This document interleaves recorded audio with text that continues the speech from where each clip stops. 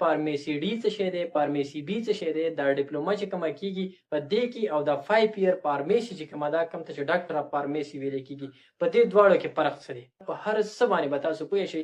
شرط دا دی چې تاسو ټوله خبره واورئ. دا دوه خبرې موږ ښې واضحه کوو، یو دی فارمیسي بي او یو دی فارم ډي. په دې دواړو کې څه فرق دی؟ د ټولو اول موږ راځو فارمیسي بي ته. دې ته ډیپلوما ان فارمیسي هم ویل کیږي. مطلب دا په فارمیسي کې یو ډیپلوما ده. دې ته کیټګري بي هم ویل کیږي، ځینې خلک ورته کیټګري بي وایي. دې ته دریم نوم فارمیسي ټیکنیشن هم ویل کیږي. مطلب دا یو ټیکنیشن دی، 2 کاله ډیپلوما ده. فارمیسي بي، کیټګري بي او فارمیسي ټیکنیشن دا درې واړه یو شیز دی. دا 2 کاله ډیپلوما ده، جست 2 ایئرز ډیپلوما. په 2 کاله کې دا ډیپلوما کمپلیټ کیږي. د دې لپاره شرط دی میټریک، چې د میټریک کړی خو په ساينس کې کړی، که هغه میډیکل ویلی او که کمپیوټر ویلی، خو چې میټریک یې کړی او د په میټریک کې 45% مارکس راغلي، نو د فارمیسي بي کولی شي. ایج انتهایی ډېر زیات ایج ریلیکسیشن یې ورله ورکړی د 45 ساله پورې یو انسان فارمیسي بي کې ایډمیشن کولی شي. دې انسان 2 کاله فارمیسي ټیکنیشن وکړو، کیټګري بي وکړله، اوس دته چې کومه ډیپلوما میلاویږي رجسټر وذ فارمیسي کونسل، د فارمیسي کونسل نه به رجسټر ډیپلوما دته میلاویږي. د دې فیوچر څه دی؟ مستقبل شته که نه؟ آیا په دې باندې د خپل میډیکل سټور یا فارمیسي کولاولی شي که نه؟ خپل میډیکل سټور په دې باندې دا کولاولی شي. په دې فارمیسي بي باندې د خپل میډیکل سټور کولاولی شي.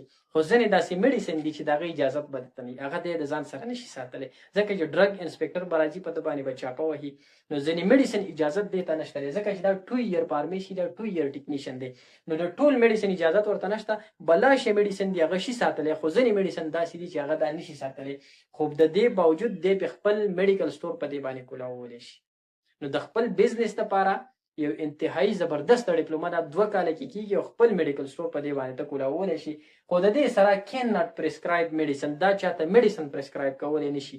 مطلب دی ډاکټر نه دی، دی چاته میډیسن نشي ورکولی، دی مریض نشي اټینډ کولی، دی جست خپل میډیکل سټور کولاولی شي او په هغه کې د دوايانې میډیسن خرڅولی شي. نو د خپل بزنس لپاره بهترین شیز دی، میډیسن خرڅولی شي، پیشنټ اټینډ کولی نشي، میډیسن چاته پرسکرایب کولی نشي. نو دا په فارمیسي بي باندې موږ خبره وکړه. راځو اوس فارمیسي ډي ته. فارم ډي کوم چې ډاکټر اف فارمیسي ده، 15 کاله ډیګري ده. په دې دواړو کې اوس فرق کوو چې په دې او په دې کې فرق څه دی. دې فارم ډي ته ډاکټر اف فارمیسي هم ویلی کېږي. دا ډاکټر ټایټل دی، مطلب دا چې دا ډیګري چا واخیستله دې انسان ته اپیشلي ته اوس ډاکټر شي ویلی، دا اپیشلي ډاکټر شو، د ډاکټر نوم دته ورکولی شي ځکه چې د 15 کاله ډیګري واخیستله په میډیسن کې. نو دا ډاکټر اف فارمیسي دی، د ډاکټر ټایټل د دې سره شته دی، د ده سره دا حق دا رایټ د تحصیل دی چې دا د خپل نوم سره ډاکټر ولیکي.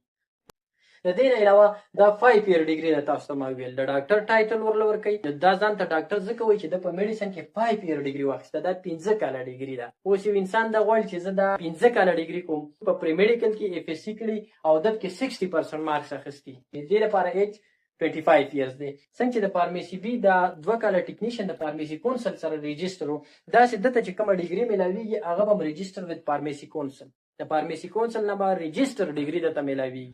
اوس راځو په دې باندې خبره کوو چې یو انسان دی هغه 15 کاله په دې فارم ډي کې ولګولو، د دې څه فیوچر شته که نه، مستقبل شته که نه.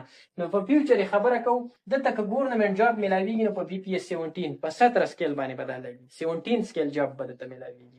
او تاسو ته ما وویل دا ډاکټر دی، دا د ډاکټر ټایټل استعمالولی شي، دا 17 سکیل جاب په دې باندې میلاویدلی شي. خپل فارمیسي میډیکل سټور دته اجازت دی کولاولی شي. څنګه چې د فارمیسي بي والا خپل میډیکل سټور کولاولی شو، داسې دی خپله فارمیسي او میډیکل سټور کولاولی شي. او په دې کې موږ یو خبره کړې وه چې دا فارمیسي بي چې ده دې ته د هر قسم میډیسن ساتلو اجازت به نه وي. خو دا فارم ډي چې چا کړی فارمیسي 5 ایئر، نو دته د هر قسم میډیسن ساتلو اجازت شته دی، ځکه چې دی اپیشلي ډاکټر دی. دا په ډرګز مینوفیکچرینګ کمپنیز کې لګېدلی شي، ایز ا فارماسیسټ لګېدلی شي. نو په هغه کې هم د دې خپل فیوچر دا جوړولی شي. کین پرسکرایب میډیسن، چونکې دا یو اپیشلي ډاکټر دی، 5 ایئر ډیګري اخیستي، نو دی میډیسن پرسکرایب کولی شي. د فارمیسي ټیکنیشن والا میډیسن نشو پرسکرایب کولی، میډیکل سټور یې کولاو کړی و، میډیسن خرڅولی شي خو میډیسن چاته پرسکرایب کولی نشي. او دا فارم ډي چې کړي 15 کاله ډیګري اخیستي، نو دا میډیسن پرسکرایب کولی شي. دا په ډرګ انسپکټر پوسټ باندې لګېدلی شي، کوم چې 17 سکیل پوسټونه دي، تاسو به د ډرګ انسپکټر کتلي، دغه خلک دیو فارم ډي کړي. د دې نه علاوه دا په ټیچینګ جابونو باندې لګېدلی شي، په مختلف میډیکل کالجونو کې، په میډیکل یونیورسټیانو کې دا په ټیچینګ پوسټونو باندې لګي. کوم چې 17 او 18 او داسې بره پسې پوسټونه دي بي پی اس د مختلف قسم ټیچینګ پوسټونو باندې خپل فیوچر جوړولی شي. دا فارمیسي بي ښه ده که څوک یې وکړي او که د فارم ډي ښه ده، په دې کې کوم یو ښه دی؟ زه به خپله یو مشوره تاسو ته دا درکړم. فارم ډي چې دی که نه دا خو 5 year ډګري ده او په دې باندې تا ته د ډاکټر ټایټل میلاویږي او په دې باندې ستا ښه غټ سکوپ جوړیږي. خو یو حقیقت به زه تاسو ته ویم چې په دې فیلډ کې خلک انتهایی ډېر زیات سچوریټډ شو، په دې کې خلک ډېر زیات دي، نو د جابونو کې ډېر زیات مشکلات دي. خلکو 5 year د فارم ډي ډګري اخیستې ده او بیا یې جاب نشته. د خپل بزنس لپاره بهترین چیز دی، خو جاب انتهایی ډېر زیات کم دی راځي او خلک پکې ډېر زیات سیوا دي. نو زما خپله مشوره تاسو ته دا ده که د جاب دپاره نه کوئ او د خپل میډیکل سټور دپاره تاسو کوئ نو تاسو فارمیسي بي وایي. په دې فارمیسي بي باندې تاسو خپل میډیکل سټور کولاولی شئ. څنګه چې په دې باندې کولاولی شئ داسې په دې باندې هم کولاولی شئ، خو په دې باندې به ستاسو 2 کاله ولګي، یو به درته ټایم بچت شي، بل به ستا خرچه په دې باندې کمه راشي. په دې باندې ته میډیکل سټور شي کولاولی او په دې باندې شي کولاولی.